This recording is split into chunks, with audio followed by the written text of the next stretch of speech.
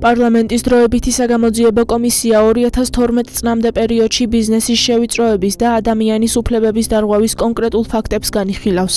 მართალია ზოგიერთი ადამიანი ამ ყველაფერს რაც მაშინ ხდებოდა ცირკს უწოდებს, მაგრამ ალბათ მათი გადმოსახედიდან ესე იყო, რადგანაც ჩვენ ვიყავით ჯამბაზები, რომლებსაც ათამაშებდნენ ამ ცირკის არენაზე და ჩვენთვის ეს იყო აბსოლუტურად სრული თავიდან ბოლომდე ჯოჯოხეთი. ჩემმა მეუღლემ კახა გურგენიძემ და მისმა მეგობარმა დათო გოგოშვილმა წამოიწყეს თბილისში და საქართველოში პირველი სუპერმარკეტების ქსელი იბისის ქსელის გაკეთება დაიწყეს. 2007-6 წელს გადაწყვიტეს, რომ რაღაცა კაპიტალი შეექმნა. ტიბისიმ ბანკმა მისცა სესხი, როგორც წესი და რიგია, იპოტეკით დაიტვირთა ეს ყველაფერი და ეს ქონება შევიძინეთ. შემდეგ უკვე წამოვიდა ის, რაც წამოვიდა, რომ დაიწყო ბიზნესის შევიწროვება, ბევრი ჩვენს ირგვლივ ახლობელი მეგობარი ავიწროებდნენ ამ ბიზნესში და რა თქმა უნდა ჩვენც გაგვიჩნდა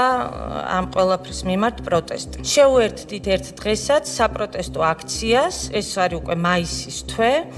2009 წლის და ეს ადამიანები, რომლებიც ათენებდნენ, აღამებდნენ აქციებზე და ასე შემდეგ, მიუტანეთ მათ საჭმელი და მიუტანეთ მათ პირველადი მოხმარების ნივთები. მეორე დღიდან დაიწყო ჩვენი ჯოჯოხეთი, ერთ-ერთ ჩვენ საკუთრება მაღაზიაში. დილის საათებში შედის შევარდნით ფინანსური პოლიციის სპეცრაზმი ავტომატებით, ნიღბებით, შედიან დირექტორს უკეთებენ ხელბორკილებს, გვიბარებენ და გვეუბნებიან, რომ თქვენ რაღაც გადახდებს მალავთ, იმდენად გაურკვეველი ბრალდებით, რომ როდესაც სასამართლოები იყო, ერთ-ერთი კონსულტანტი იყო მოწმეთ დაბარებული და ამ გოგონამ ვეღარ გაუძლო ზეწოლას და ისიც კი თქვა შუა სასამართლოზე, შეუტრიალდა პროკურორს და უთხრა, რომ კი მაგრამო რაც მითხარით, ყველაფერი ვთქვიო და აღარ ვიცი მეტი რა უნდა ვთქვაო. დაგვიბარეს და გვითხრეს, რომ 700,000 ლარი არის ეს ჯარიმები ამ ორ მაღაზიაში, რაც შეგროვდა და ეს თანხა იყო გადასახადი. ფიზიკურად არ იყო საშუალება ამ თანხის გადახდის და იჭერენ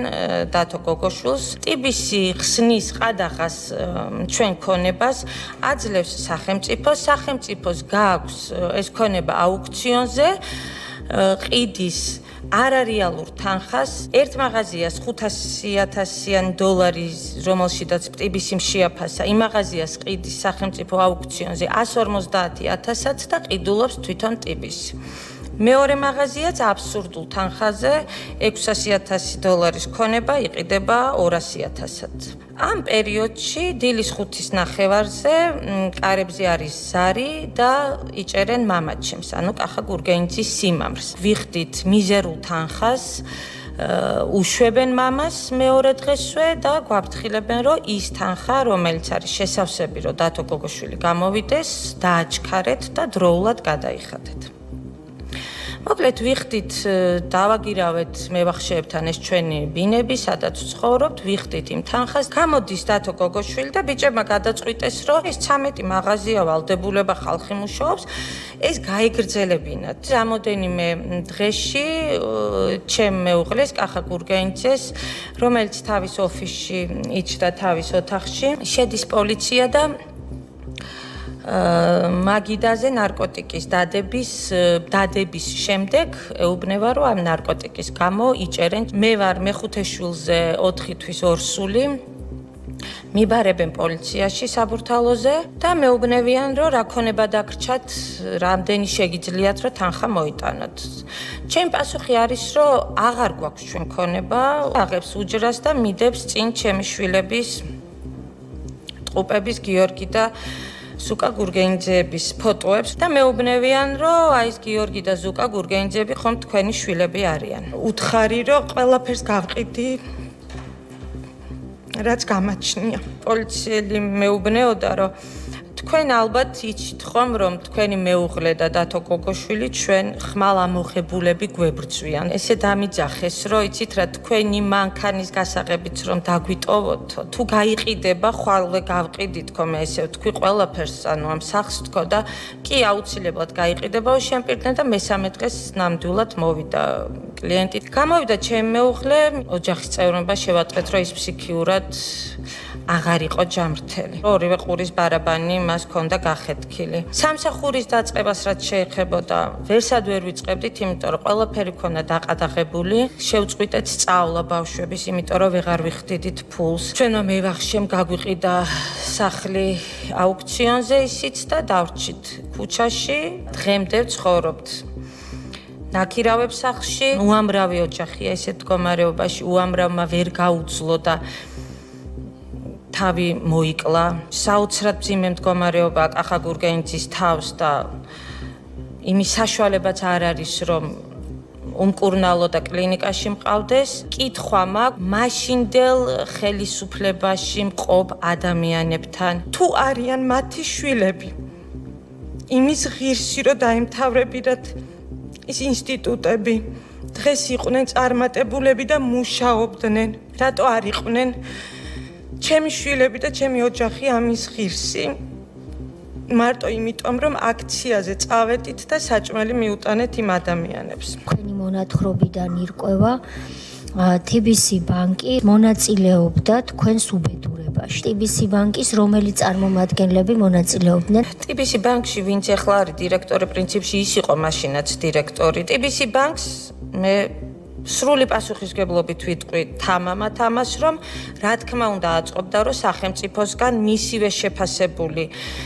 ქონება, რომელიც იყო $9,000,000, მან იყიდა $150,000. ავლაბრის ქონება მაშინ იყიდა ესე მიზერულ ფასად, ისიც იყო წარმომადგენელი ნაციონალური მოძრაობის ერთ-ერთმა დეპუტატმა. ისიც გაყიდული არის 4 წლის წინ გაიყიდა. ეს იყო გველუკაშვილი. თქვენი მანქანა, როგორც ვიცით, მერე დაიბრუნეთ. დავიბრუნე 2016 წელს. ეს ჩემი მანქანა ჩუქება რომ გავაკეთე, იყო შინაგან საქმეთა სამინისტროს ბალანსზე და ამიტომ უფრო შესაძლებელი იყო ამის დაბრუნება. განცხადება სამართალდამცავ წყებებში არ შეგიტანიათ. ამ ქონებების შესახებ. ზოგადად, კი, არ შემიტანია. შეშინებულებიც ვიყავით და არც მქონდა იმედი სიმართლე რო გითხრათ. ხელისუფლება რომ შეიცვალა. დიახ. TBC ბანკიდან თუ ყოფილა რაიმე კონტაქტი ან შემოთავაზება, რომ მათ ხომ ყველაზე კარგად იცოდნენ რა დღეს ჩაგყარეს და მონაწილეობდნენ ისინი ნაციონალურ მოძრაობასთან ერთად თქვენი ოჯახის გაუბედურებაში. თუ ყოფილა რაიმე შემოთავაზება? არანაირი შემოთავაზება არ ყოფილა. და აი ამათ ქვიათ ბანკი, რომელიც თითქოს ზრუნავს მოქალაქეებზე და ელოდებიან, რაც თავია ნაციონალური მოძრაობის დაბრუნებას, რომ ხაზარაძემ და ჯაფარიძემ და დირექტორებმა თუ პრობლემურის უფროსებმა გააგრძელონ იგივე, რაც თქვენს ოჯახს დამართეს. თქვენი სამოქალაქო პოზიცია გახდა ამ ყველაფრის საფუძველი, როგორ ფიქრობთ? ბოლომდე განადგურება იყო იქიდან გამოწვეული, რომ ჩვენ დავდიოდით აქციებზე. მივედი ადვოკატთან, დამიდეს ფოტოები, როცა მე ვარ აქციაზე, როცა ჩემი მეუღლე არის აქციაზე. რა აქციებზეა? კი ბატონო. რა სიტყობდა ქართველი ხალხი? შემთხვევით ის ხომ არ იყო, რომ იქ თუ რაიმეს დადიოდა, ანუ ბოლომდე ხელში რო ამოუყანეს ამ ადამიანებმა, რომ უბრალოდ რეჟიმი ნუ ყლავს ადამიანებს ქუჩაში, დედებს შავებს ნუ ჩააცმევ და ბიზნეს ნუ წაართმევ და ნუ გაატყავებ და აი ეს დღეში ნუ ჩააგდებ. ამაზე იყო საუბარი. დიახ ბატონო, მაშინ არ იყო დახვრეტის მუხლი.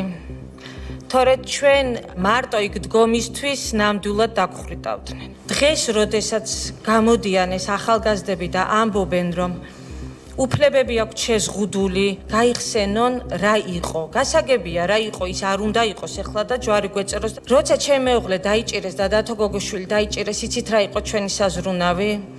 ყველა მითის რომ მაშინის პატიმრები გადიოდნენ იმ საშინელ კალიდორს, სადაც იდგნენ სპეცრაზმის თანამშრომლები და წირავდნენ ადამიანებს. დავწრწოდით რომ აი ამ კალიდორში ცოცხალს გაეღწია. იცოდნენ რომ ჯოჯოხეთი იყო მაშინ და დღეს არ არის ჯოჯოხეთი. Educația e o videocameră. Totele uxedat საქმისაგიერება და თანამშრომლობის. ეს განხორციელება რომელი სერტიფიკატი პროგრამის გაიხადა ძებდება ეს ფასტი უეში ეს პროდუქტი ყოველდღე ასეთი წარმომებიდა და ცენტრალურ დირექტორს რა.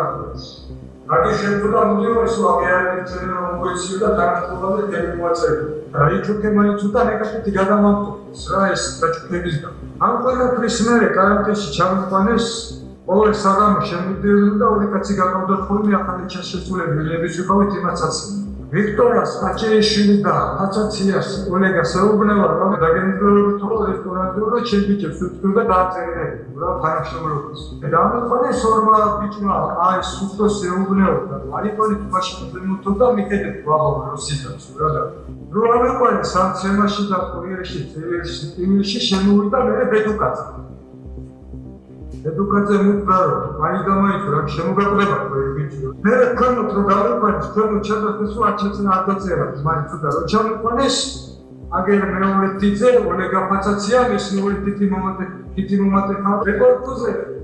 Probabil poate si, vare iar maxos, mișa e pe opice. Me o retre, șemovita e smișa.